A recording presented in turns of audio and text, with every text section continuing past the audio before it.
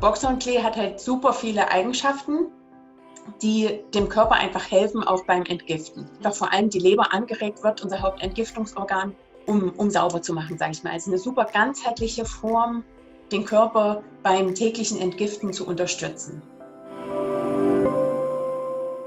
Herzlich willkommen zum dritten Teil vom Sprossensamen. Heute ganz interessant, das Enthülsungsbad.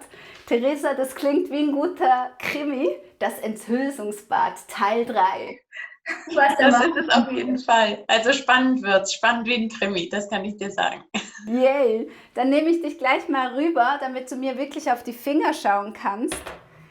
Ich hoffe, du siehst alles hier bei meinem Waschtrog.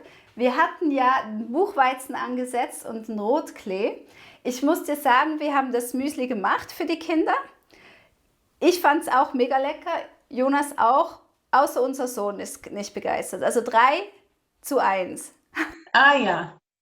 Ja, das ist natürlich sein gutes Recht, dass er dann nicht bei jedem mitgehen muss. Kann aber auch sein, dass man sich dann mit der Weile dran gewöhnt, also auch so ein bisschen unterzumischen und so, wenn man den Geschmack dann sozusagen nicht ganz so stark hat, sondern ihr es erstmal mitmischt, dann geht es auch gut. Ich hatte ihn auch schon im Salat, da fand ich ihn auch mega lecker. Und ich probiere gerade ein Brot damit zu backen, mit den gekeimten. Ja, das geht auch wunderbar, genau. Also kannst du halt gucken, ob du ein Rohkostbrot machst, ne? Und es dann sozusagen im Dough-Automat, oder man kann es natürlich auch ganz normal zu einem Brot dazugeben, aber dann wird es erhitzt und dann geht ein Stück weit natürlich von diesen wichtigen Inhaltsstoffen verloren, aber es ist immerhin trotzdem aktiviert und immer noch besser als nur ein geschrotetes Korn. Cool. Mega spannend, was man alles machen kann. Ich bin total begeistert. Auf jeden Fall. Ja, was erwartet uns heute? Was darf ich tun? Wir haben ja gesagt, du bist das Hirn, ich bin die Hände und los geht's. Genau, also heute haben wir ja 2 Punkte auf dem Programm und du kannst gleich ganz frei entscheiden, mit welchem du beginnen möchtest. Und zwar wäre das eine, dass wir die Buchweizensprossen aus dem großen Glas umfüllen, weil jetzt sind die ja 4 Tage, ne, sind die jetzt gesprost und viel länger brauchen die Buchweizensprossen auch nicht. Also die würde ich jetzt dich bitten umzufüllen in eine Schüssel. Entweder wir machen das zuerst oder es kommt zum Enthülsungsbad und das geht ja mit den Rotkleesprossen. Vielleicht, wenn du jetzt gerade da schon bereit stehst, vielleicht wollen wir auch einfach mit dem anfangen. Mit dem Enthülsungsbad. Genau, dann schnapp dir einfach das kleine Glas mit den Rotkleesprossen.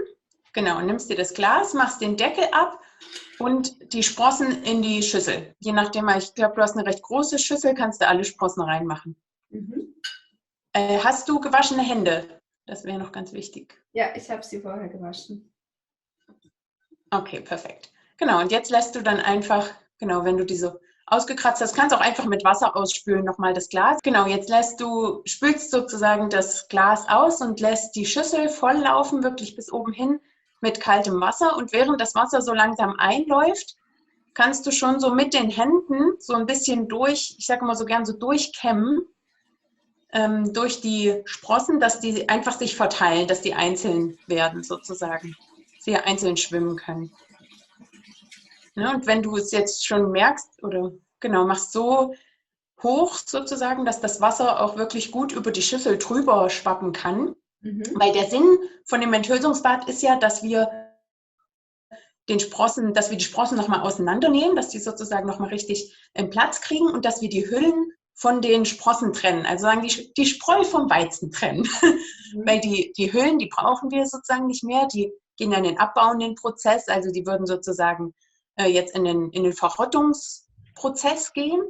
Und die Sprossen, die wachsen ja weiter, die sind ja in ihrem aufbauenden Prozess. Und deswegen ist das ganz gut, die voneinander zu trennen. Dann bleiben die Sprossen, die ihr esst, einfach viel länger frisch. Das ist der ganze Sinn der Sache. Genau. Ich sehe jetzt tatsächlich nicht ganz so gut auf die Schüssel, aber ich kann es dir ja trotzdem erklären. Also du kämmst so durch, ne, mit deinen Fingern, gehst du von oben rein und strudelst die sozusagen frei, die Sprossen. Und die Hülsen, die schwimmen oben. Ja. Was ich gerne mache, ist mit der breiten Hand einfach die Sprossen nach unten drücken und dann hast du die Hülsen sozusagen, dass die automatisch eigentlich schon drüber schwappen. Und dann kannst du die noch so abkeschern mit der Hand. Also ein paar hängen tatsächlich ganz unten fest in der Schüssel. Ja, das ist völlig okay. Also ein paar bleiben sozusagen unten in der Schüssel hängen, das ist okay.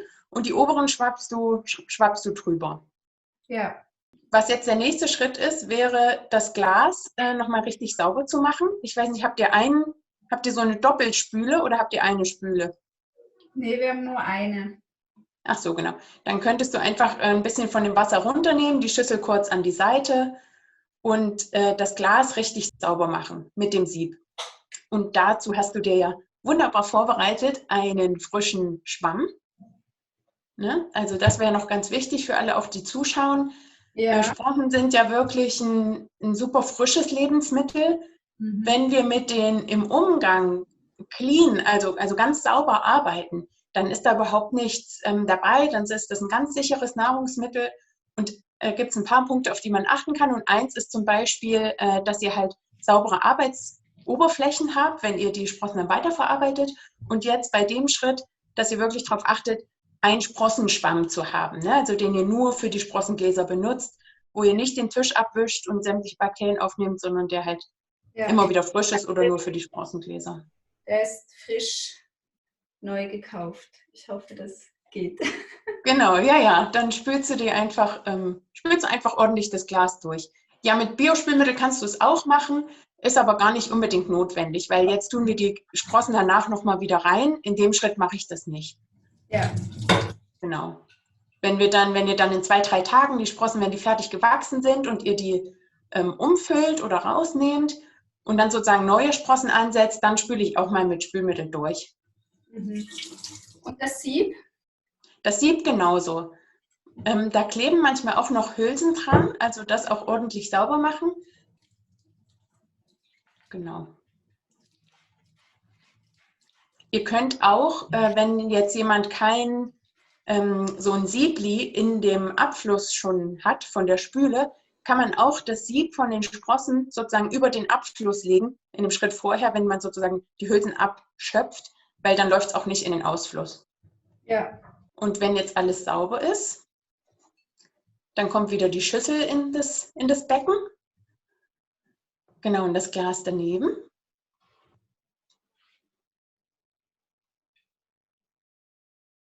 Perfekt.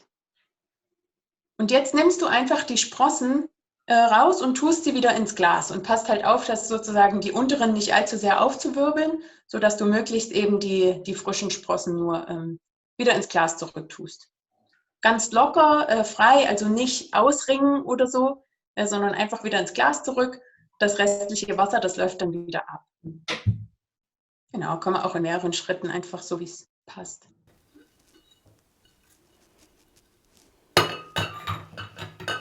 Die kleben gerne an den Händen. Ha? Ja. Das kannst du auch mit frischem Wasser einfach wieder ins Glas laufen lassen, weil das Wasser läuft ja wieder raus.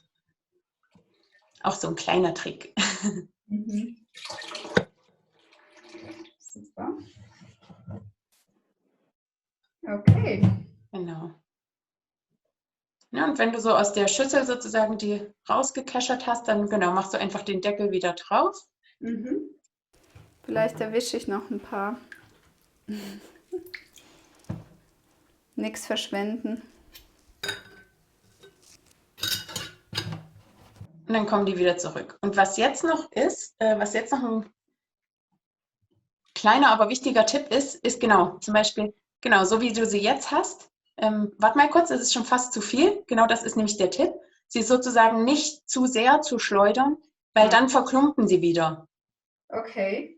Ne, sondern wenn ihr die spült, entweder im Enthülsungsbad oder du die auch heute Abend normal wieder spülst, dann, ich habe hier auch nochmal das Glas, dann schüttet einfach das Wasser aus, ne, wartest kurz über der Spüle und dann bleiben die eigentlich so im Glas liegen. Also das Glas ist jetzt sehr voll. Moment, ich zeige euch mal mit dem anderen. So sieht das dann aus. Das heißt, die liegen wie so ein Teppich im Glas. Und dann fange ich nicht an, die irgendwie hier nochmal groß zu schleudern, sondern dann ist das nur so ein Hin- und Herbewegen, dass das Wasser abläuft und die sich ein bisschen verteilen. Also da schüttle ich nur so ein bisschen hin und her, dass die sich verteilen. Weil sonst, wenn man sie dann dreht, dann wird es einfach zu klumpig. Okay. Dann verhaken sie sich so sehr. Genau. Und wenn du sie aufs Sieb stellst, genau, prima, gut, dass ich das sehe. Aufpassen, dass die sozusagen nicht hier unten auf dem Sieb so drauf hängen. Ja. So, sondern zurückschütteln, dass sie verteilt sind und dann einfach langsam auf den Ständer tun und dann rutschen sie auch nicht alle miteinander runter. Genau, okay. Weil das Sieb sozusagen ja auch dazu da ist, nicht nur, dass das Wasser abläuft, sondern auch, dass hier Luft rein und raus kommt. Ja. Ne, und wenn sozusagen die Sprossen alle drauf kleben oder da drauf hängen, dann zirkuliert natürlich die Luft nicht so gut und dann ist das einfach nicht so gut für das Mikroklima im Glas. Mit diesem kleinen Trick klappt das super. Ja, genial. Also das war jetzt das Enthülsungsbad vom Rotklee. Und noch zum Rotklee eine Frage, bevor wir zu Buchweizen rüber switchen. Wie behandle ich diesen jetzt die nächsten Tage und in welchem Zeitraum darf ich ihn verzehren? Ah ja, perfekt. Also der Rotklee ist verzehrbereit, sobald er einfach groß und schön und grün ist. Ne? Da gibt es jetzt keine Mindesttage oder Maximaltage oder so. Am besten ist er verzehrbereit so zwischen dem 5. bis 7. Tag. Also so lang wachsen die ungefähr. Das heißt, eure, sage ich mal so plus minus 2 Tage, lasst ihr die jetzt noch so im Glas und spült sie auf jeden Fall morgen noch den nächsten Tag früh und abend, wie gewohnt. Und wenn ihr seht, dass sie dann groß genug sind und du denkst so, ach Mensch, morgen sind sie so richtig kräftig, schön groß, dann brauchst du sie den Tag vorher nicht mehr zu spülen. Also, dass sie so einen halben Tag, sage ich mal, trocknen, in Anführungsstrichen im Glas, dass man sie nicht ganz frisch gespült dann umpackt, so wie wir es jetzt sehen bei den Buchweizensprossen. Weil dann halten sie sich einfach wieder länger, wenn sie so ein bisschen trocken sind. Ja, okay, super. Gut, dann wird der Buchweizen jetzt abgepackt. Ja! Also ich nehme mal das Glas. Genau. Die Schüssel hast du schon bereit, ne? Die Schüssel ist ready, die von vorhin, ja. Ah, genau. Nee, ich meinte eine Schüssel, eine Dose, Entschuldige. Eine Dose, wo du es reintust. Genau, perfekt. Okay. Dann, wann habt ihr denn den Buchweizen zuletzt gespült? Ja, heute Morgen. Ah, okay. Gut. Es war wirklich so, liebe Theresa, als hätte ich 2 neue Haustiere in meiner Küche. Und dann muss ich morgens und abends hingehen, sie pflegen und sagen, wow, ihr seid aber toll, ihr wachst aber gut. Ja, super. Und das ist auch das Schönste mit Kindern, mit kleinen Kindern. Vor allem zum Beispiel in Stadtwohnungen oder so, wo man halt kein Haustier hat. Das ist genau so was, wo man total Verantwortung lernen kann, wo man sieht, dass da auch, ne, dass das wächst, wenn ich mich darum kümmere und so. Also super, cool. Genau. Die Buchweizensprossen. Jetzt sind die ja noch, wenn ihr die heute früh gespült habt, sind die jetzt sozusagen ein paar Stunden getrocknet, in Anführungszeichen. Ist ein super Test, weil ihr sozusagen jetzt in den nächsten Tagen auch gucken könnt, wie sich das mit der Feuchtigkeit verhält. Wichtig, wenn ihr Samen umpackt oder Sprossen sozusagen umpackt in eine Dose, wenn ihr die sozusagen nicht direkt esst, sind so 3 Punkte, auf die ihr achten könnt. Das erste ist, dass ihr eine Dose wählt, die möglichst groß ist, sodass die Sprossen also Platz haben. Ne? Nicht in eine kleine Dose reindrücken, weil das mögen die Sprossen nicht so gern, sondern dass es groß genug ist, dass die Sprossen Platz haben, um da entspannt drin zu liegen, sag ich mal. Dann ist es wichtig, dass ihr darauf achtet, dass die Sprossen trocken bleiben. Deswegen legst du jetzt am besten in die Dose, die du da schon hast, so ein Küchentuch rein. Genau, so ein Blatt, das reicht eigentlich. Genau, legst das einfach so, dass das mindestens den Boden und wenn es geht auch die Seiten bedeckt. Und dann packst du einfach die Sprossen rein. Also kannst die entweder mit einem Löffel rausnehmen oder mit der Hand, wenn die Hände frisch gewaschen sind. Das ist also auch völlig okay.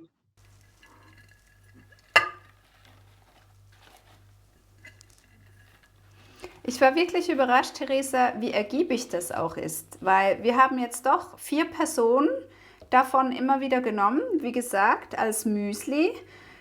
Jetzt schon 2 Tage dann für einen Salat und für ein Brot, was ich ausprobieren möchte. Und es ist doch einiges jetzt noch da. Ja, ne? Das ist genau das Coole, wenn man es sozusagen halt nach 2 Tagen schon essen kann und der Rest einfach so schnell auch weiter wächst. Also das ist wirklich genial beim Buchweizen, ja. Boxhornklee ist da ganz ähnlich, wächst auch sehr, sehr schnell. Ja. Sprechen wir bestimmt nachher noch an. So sieht das aus. Ja, genau. Das ist jetzt schon wirklich maximal voll, also voller sollte es nicht sein. Mhm. Was ich gern mache, ist jetzt auch oben noch ein Tuch drauf zu legen, dass sozusagen auch von oben die Feuchtigkeit aufgenommen wird. Ja, Genau. Und dann Deckel drauf, ab in den Kühlschrank und dann hält sich das locker eine Woche. Also auch aufpassen, dass der Kühlschrank nicht allzu kalt ist. Oder je nachdem, wenn manche Kühlschränke haben ja so verschiedene Kältestufen sozusagen. Also 3, 4 Grad, das ist schon ziemlich kalt. Wenn es 1, 2 Grad wärmer geht, ist auch gut für die Sprossen. Genau. gut. Und jetzt schaut ihr sozusagen, wenn ihr morgen dann zum Frühstück oder über Mittag, also zum Mittag über den Salat oder heute Abend, wie auch immer, Sprossen rausnehmt, dann schaust du einfach, ob die Tücher sehr feucht sind. Wenn nicht, alles gut, dann lässt du sie drin. Wenn sie sehr feucht sind, das kann ich mir vorstellen, wer sie heute Morgen das letzte Mal gespült hat, dann nimmst du einfach das Tuch raus, tust ein neues rein und stülpst also tust die Sprossen einmal mit dem neuen Tuch wieder in die Dose zurück. Perfekt.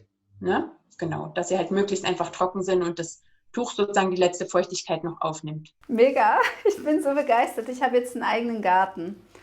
So schnell geht das. Und Ja, und jetzt vor allem, habt es ihr, wächst ne, ja, bei euch zu Hause und ist nicht um die ganze Welt gefahren und ist ein mega Superfood. Also es ist halt einfach total voller Nährstoffe. Das finde ja. ich das Beste. Ja, und bei uns schneit es gerade auch draußen. Also es ist ja wirklich nicht das Gartenwetter und trotzdem funktioniert es. Ja, auf jeden Fall. Genau, deswegen ein bisschen, wie gesagt, den sonnigen Platz. Im Winter, wenn ihr, je nachdem, wie man die Wohnung heizt, kann man das auch halt ans Fensterbrett stellen, wo die Heizung ist in die Nähe, dass sie halt wirklich auch Wärme haben, um zu wachsen. Mega. Wollen wir jetzt noch den Boxhornklee ansetzen? Das können wir machen. Genau, das ist perfekt. Dann spülst du jetzt einfach einmal das Glas. Jetzt könntest du es auch mit so einem ganz bisschen Spülmittel einmal.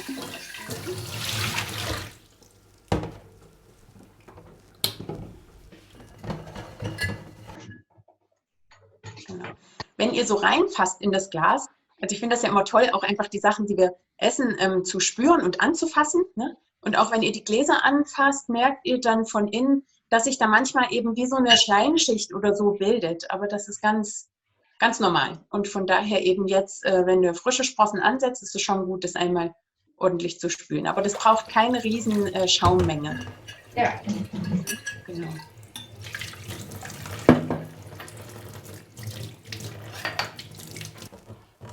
Okay.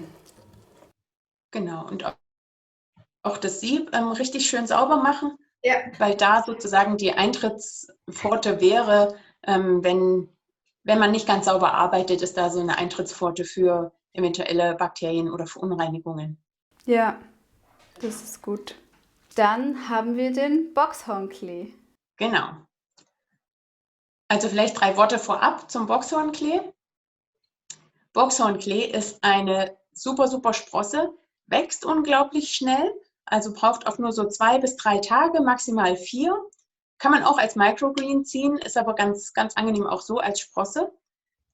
Ich habe hier auch welche, hatte die angezogen, vielleicht sieht man das in der Kamera. Die sind jetzt 4 Tage alt und die bekommen schon ein kleines grünes Blatt. Die hätte ich auch nach 2 Tagen schon essen können. Boxhornklee ist unglaublich reichhaltig. Es hat ganz viele Bitterstoffe. Die merkt man, die schmeckt ihr auf jeden Fall. Deswegen ist das bei den Kindern meistens nicht so die beliebteste Sprosse. Boxhornklee hat halt super viele Eigenschaften, die dem Körper einfach helfen, auch beim Entgiften. Es hat halt sehr viele Bitterstoffe, die ja auch schmeckt. Also deswegen ist das bei den Kindern meistens nicht so die beliebteste Sprosse, aber das passt und das reicht, wenn ihr da einfach ein paar so mit drüber krümelt, entweder über das Müsli oder über den Salat oder was auch immer ihr esst, dass einfach vor allem die Leber angeregt wird, unser Hauptentgiftungsorgan, um sauber zu machen, sage ich mal. Also eine super ganzheitliche Form, den Körper beim täglichen Entgiften zu unterstützen. Genau. Außerdem hat es ganz viel Eisen, also auch gerade für Frauen eine super Sprosse. Und macht sich halt auch sehr gut, zum Beispiel frühmorgens mit Buchweizen zusammengemischt im Müsli. Das ist eine Geschmackssache, also würde ich euch empfehlen, wirklich mit wenig anzufangen, weil es intensiv ist. Aber dann, genau, gewöhnt man sich dran und das ist eigentlich richtig eine super Sache, die man so als Routine sich eigentlich aneignen kann.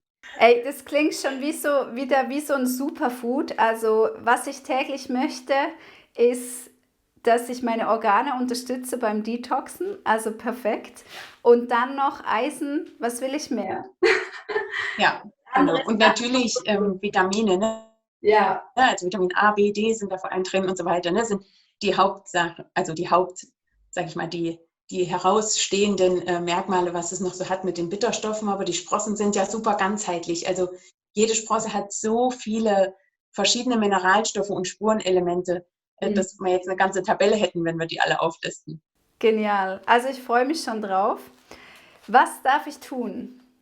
Im Moment würde ich euch eben empfehlen, dass ihr vielleicht mal so 6, 7 Esslöffel an Boxhornklee im großen Glas einweicht. Dann wird das Glas nicht ganz voll, aber das macht nichts. Da bekommt ihr erstmal so einen ersten Geschmackseindruck.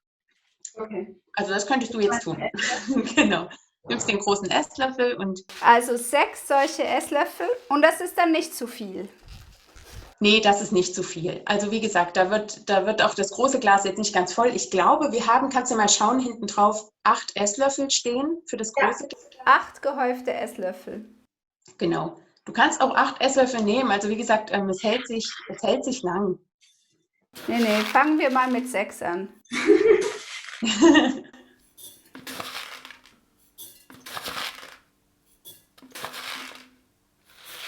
Okay. Die Farbe ist auch so schön. Ja, und Boxhornklee ist wirklich, also ist einfach genial. Es hat übrigens auch ganz viel Protein. Also eine der Sprossen mit am meisten Protein, 30% Protein hat Boxhornklee, neben den Bitterstoffen und so weiter. Also es ist auch für Sportler und für Mamas zum Beispiel nach der Geburt, also so nett in der Wiederaufbauphase, super Sprosse. Ja. Genau. Und jetzt geht es sozusagen wieder ans Einweichen. Machst du einfach wieder Wasser drauf, so ein paar Finger breit oberhalb der Sprossen.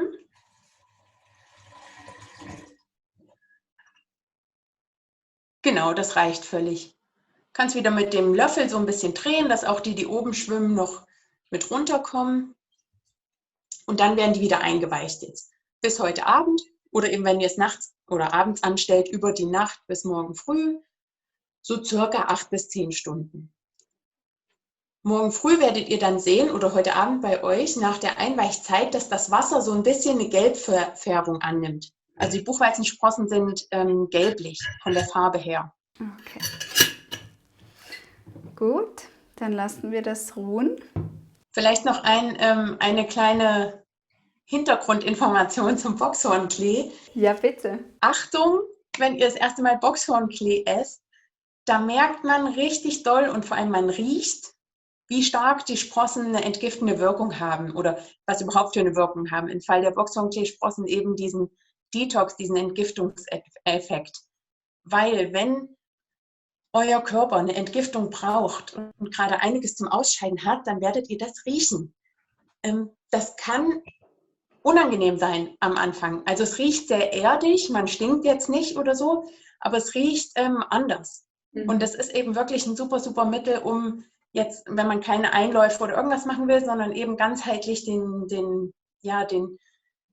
Leber und den Verdauungstrakt anzuregen, dann kann es eben sein, dass ihr das auch riecht über die Haut. Also der Körper scheidet einfach dann über die Haut auch aus. Haut ist ja auch ein riesen Detox-Organ. Und von daher macht bitte keine unglaublich vielen Parfüms oder Deos oder so ran, sondern fangt an mit Boxhornklee, wenn ihr vielleicht auch mal Zeit habt, eben wenn ihr vielleicht nicht jetzt unter vielen Leuten seid oder bei einer Konferenz, sondern vielleicht im Urlaub oder an einem Wochenende oder so. Ne, wenn ihr damit aufhört, vielleicht noch einen Tag später, dass man das riecht, aber nur, dass ihr vorgewarnt seid. Wenn ihr das dann öfter gemacht habt, dann riecht man das auch nicht mehr so. Also wenn euer Körper sauber ist, dann werdet ihr es nicht mehr so merken. Aber es kann halt sein. Ja, das ist ja spannend. Das heißt, man kann auch ein bisschen rausfinden, wie stark man eigentlich noch vergiftet ist. Je mehr man stinkt, desto mehr darf der Körper da noch gerade ausschütten. Ja, und da heißt es eben nicht, oh, jetzt ist irgendwas Schlimmes passiert, sondern nein, da könnt ihr feiern und ein Riesenfest machen, ein riesen Detox-Fest oder so, keine Ahnung, weil das ist genau das, was wir eigentlich wollen. Und sobald ihr Boxhornklee esst und nicht mehr so stinkt, ist das ein super Zeichen, weil dann ist euer Organismus ziemlich sauber. Ja gut, dann werde ich es dir beim nächsten Video feedbacken. Dann sehen wir nämlich den Rotklee nochmal und dann das Boxhornklee. Was wird da der Schritt sein? Einfach auch wieder einpacken und kontrollieren, ob die Priscilla stinkt. Genau, das überlasse ich dann dem Jonas oder wer auch immer bei dir ist. Den Geruchstest, den kann ich hier über unsere Der Verbindung nicht machen. Kameramann so in Ohnmacht fällt und die Kamera das eine Sache ist. Ja, da bin ich mal gespannt, ob diese Session überhaupt zustande kommt beim nächsten Mal. Ob der da noch steht.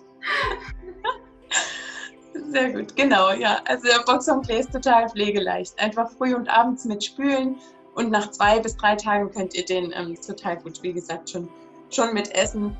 Wenn ihr dran gewöhnt seid, ich mag den auch total gern zu snacken, einfach so zwischendrin. Ist ein super Appetit. Zügler, aber auch Anreger, also es gleicht sehr, sehr viel aus. Und wenn man dann den Geschmack gewohnt ist, dann kommt man manchmal gar nicht mehr so richtig davon weg. Also es ist eine ganz spannende Reise mit dem Boxhornklee. Ja, super. Ich kann mir vorstellen, dass er für mich gar nicht so bitter ist oder auch nicht für meinen Mann, weil wir ja jeden Morgen Selleriesaft trinken. Also wir sind uns Bitterstoffe gewohnt. Wir werden sehen. Ja, ich bin gespannt auf eure Erfahrung auf jeden Fall. Ich auch. Ja, vielen Dank, Theresa, dass du mich wieder mitgenommen hast in die Welt der Sprossen. Und dann sehen wir uns beim nächsten Video wieder. Ja, super, ich freue mich. Macht's gut. Tschüss, Theresa. Tschüss. Ja, vielen Dank, dass ihr dabei wart beim 3. Teil, das Enthülsungsbad, dieser kleine Krimi jetzt. Und nächste Woche geht es weiter mit dem Video, wo wir nochmal das Abhacken anschauen und kontrollieren, wie viel Detox ich noch vor mir habe. Ich freue mich auf eure Kommentare und Likes und bis zum nächsten Video. Bis dann. Ciao.